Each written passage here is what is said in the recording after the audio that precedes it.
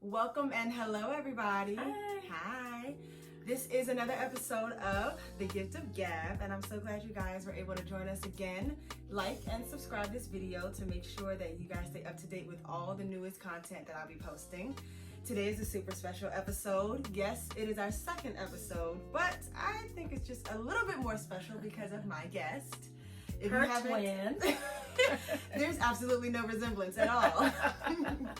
This is my mother, ladies and gentlemen. Say hello. Hello, everyone. Greetings. So, we are going to talk about something that has become my new mantra, but has become her way of life now for the past, decade? Yeah, or more. Decade That's or more. Right. Uh-huh. It's a mantra that we know as jump first and grow your wings on the way down.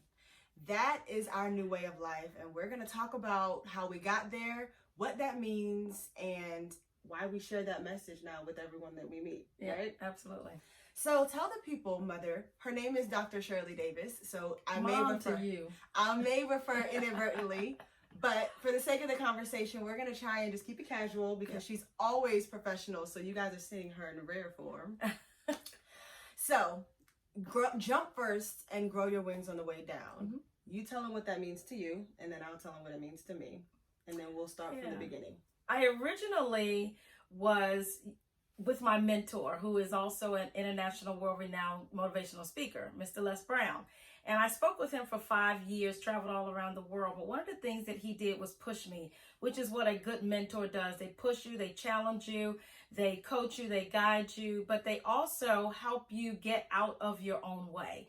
And one of the things that he used to say to me all the time was that I was way qualified for what I was doing, both in my corporate job as well as pursuing a full-time speaking role and building a global consulting firm. And so one of the things that I used to talk to him about was, when was it time to jump? What else did I need to do? How many more classes should I take? How much more training and development did I need to get? And at some point, he's like, Shirley, you have a two master's degrees, an undergraduate degree, you got a PhD, 10 certifications.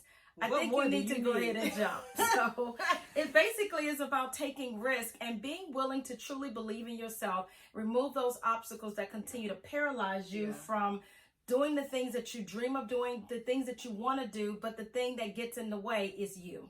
Is you. Get out of your head and what? Step into your greatness. All right. You are so much my daughter. So I adopted this when I turned 26, which is just last Wednesday. But jump first and grow your wings on the way down. So I don't have 2 master's degrees or a PhD, but the way that I have translated this into my life is because I am an overanalyzer. I have a lot of great ideas. My talents and skills are not in short supply, but I think that fear of rejection, the fear of failure, sometimes just the fear of the unknown has stalled me. And I haven't been able to move, and I get nervous about how it's going to come out, and then I just don't do it. And it stays stuck in my head in this creative factory of greatness, and no one gets to experience it, and I don't get to manifest it and realize it. So I really thought that it would be really befitting as I transition into my late 20s and really start to take my career seriously that I just do it. Like Nike says, just jump first. And what's the worst that can happen? What's the worst that can happen? You fail, but you fail fast and fail forward. Right. We can constantly try things, even if they don't work. Now we know that that was a way not to do it. And so you tried a different way, you tried a different way, you tried a different way until you succeed. And I can tell you that the people who I know, and I know a lot of successful people who are self-made millionaires, very successful entrepreneurs, will tell you that they failed more than they succeeded, and they learned more by failing. Absolutely. Absolutely. So we're going to start from the beginning, and she's going to walk you through the journey and just one story, because she has so many, but just one story of what jumping looked like and how she grew her wings on the way down. Take it away. Lots of opportunities to share, but even being a single mom really is taking a leap and growing your wings on the way down, because it's a lot of the unknown. That's a whole nother story. But one, I think is important for so many people that I coach and work with as well too, is that they're afraid to, for one thing, leave a job that they may not be happy in, leave a job that might be toxic, leave a bad boss, leave a job that they know that they've either outgrown or that they are now overqualified for, and they're afraid to step out and take another job. Well, for me, it was a little bit of that, but it was also, hey, I have worked in corporate America for 30 years. I've matriculated up the corporate ladder. I've worked all the different kinds of jobs that I want to work, and now I want to do some other things. And I kept thinking, gosh, what else can I do? And I had a long list of things, but I couldn't do them in the job that I was in because I was limited by a job description. And I was limited by bosses and supervisors who told me that I was, sort of confined in this particular box. Overqualified. And yes, and then when people try to define you, then they confine you. And so I got to the place where I realized that I needed to stop making someone else's dream happen. And there's nothing wrong with that. But if you have a dream yourself, you should not do someone else's dream at the expense of yours. And so I finally made the decision, worked a Nexus Strategy, decided to leave corporate America, my full-time job, good paying job, 6 figures, steady income, single mom, daughter's getting ready to go off to college. That's a little scary. Yes. And just all of these other obstacles that can simply paralyze people. I made the decision that I'm not going to be afraid anymore, that I've got the right people around me. I've got a great mentor. I've got resources. I'm saving the money. I've got a strategy now. So I spent 2 to 3 years literally building my exit strategy to leave corporate America, to launch my own global consulting and speaking and training business. And it was one of those jumps that I took that I was just like, I wasn't necessarily jumping with my eyes closed. I jumped with calculated risk. Meaning I gave it some thought. I planned to jump. But at least when I jumped, and there was a lot of things that I didn't know that was going to happen when I did, but I felt like mentally, emotionally, and spiritually, I was ready. Right. Okay. So when we think of jumping first and growing your wings on the way down, one of the things that I remember and I think about is, remember when Will Smith, he jumped out of the airplane and off the helicopter into the Grand Canyon? He was talking about how the most paralyzing part of the experience is knowing that you have to jump out of the airplane. That's right. It's not necessarily the fall. That's right. It's the psychological buildup that you talked yourself into. Yeah. And so a lot of the times fear is probably more dominant than the actual experience itself. So I think for you, was that more of the problem? Yeah, I had to get out of my own way. I was the one talking myself out of jumping, and it took people around me. It took my mentor. It took family members believing in me and supporting me and saying, we got you back. It took being around people who had already took the leap, who had already started their own business, who could say, yes, we did this, and here's where we failed, so you don't have to make those same mistakes.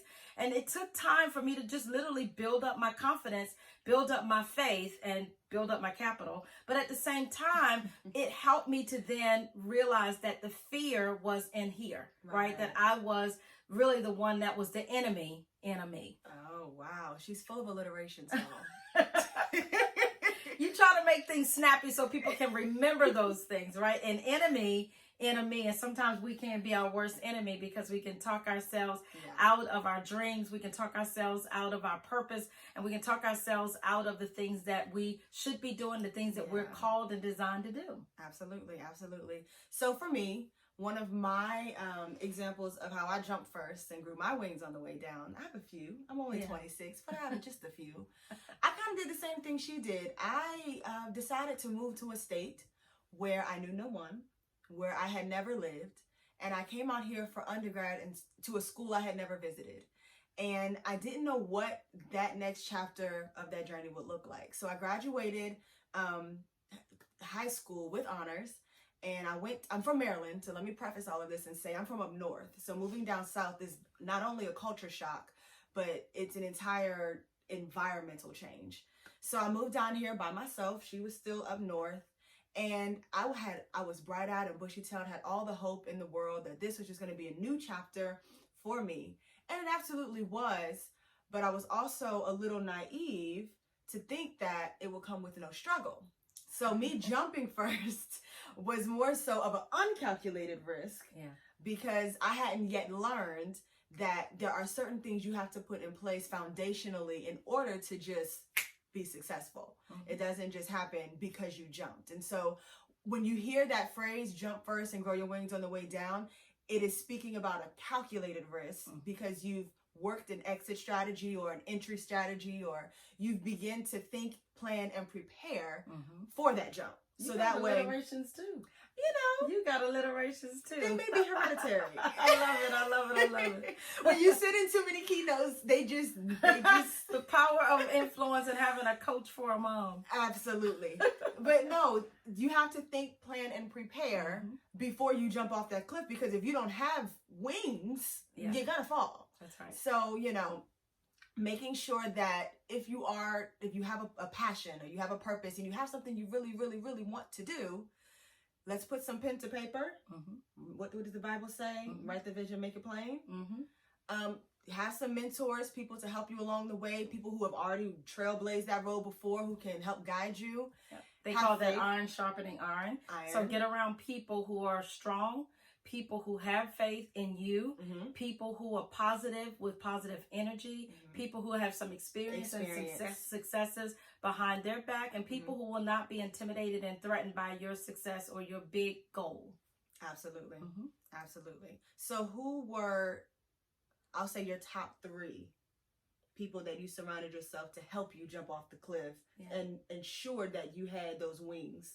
Yeah, obviously it was other speakers, because that's the business that I wanted to get into. So I surrounded myself. Obviously, Les Brown was one of the ones. I attended a lot of his training programs. I went through one-on-one coaching with him.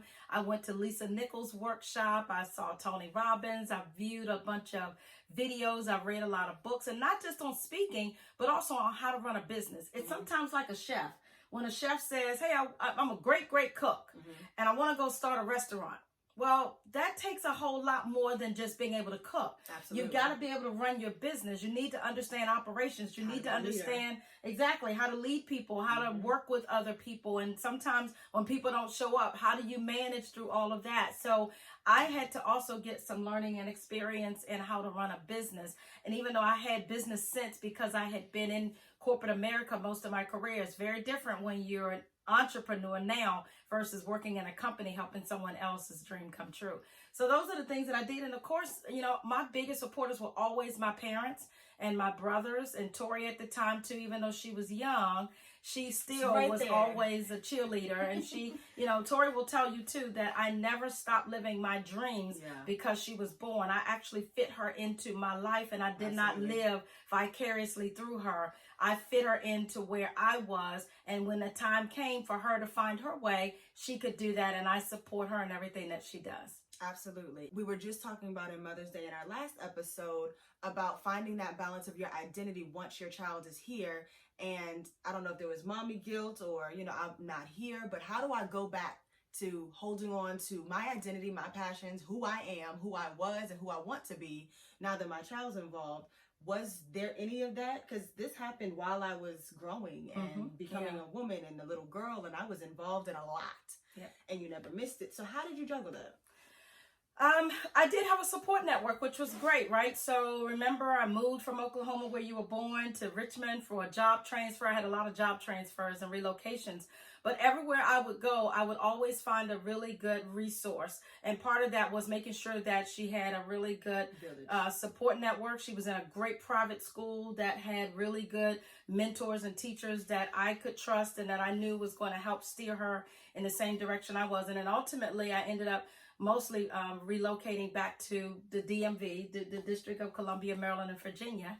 And that's where she ultimately grew up from 9 years old until she went off to college. And so having that time back at home, my parents were there, her other set of grandparents were there. So I was still able to travel and able to be there when I needed to. But you know what? You can't have it all at once, but you can have it all. You just have to have it all in stages and phases, and you got to plan to have it all. But you also have to set priorities, set expectations, and not overcommit and underdeliver.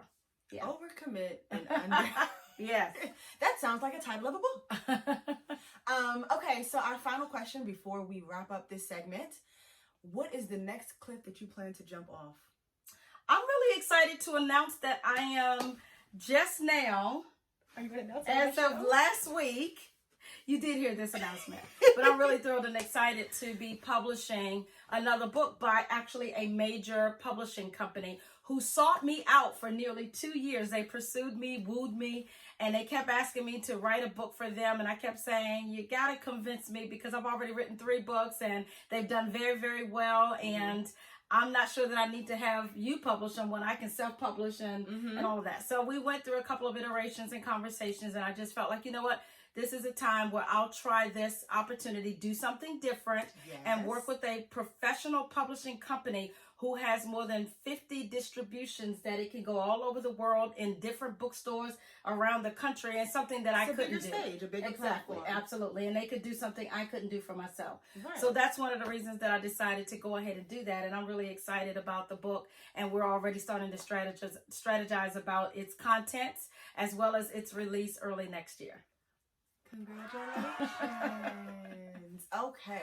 So now that you've heard and just been able to glean from the Reverend Dr. Shirley Davis and all of her experience and her wisdom, I hope that it has inspired you somehow just to either take a risk, consider yourself, trust yourself, believe in yourself, begin to put pen to paper, prepare a plan, and get the right people around you, get the right mindset and the right attitude.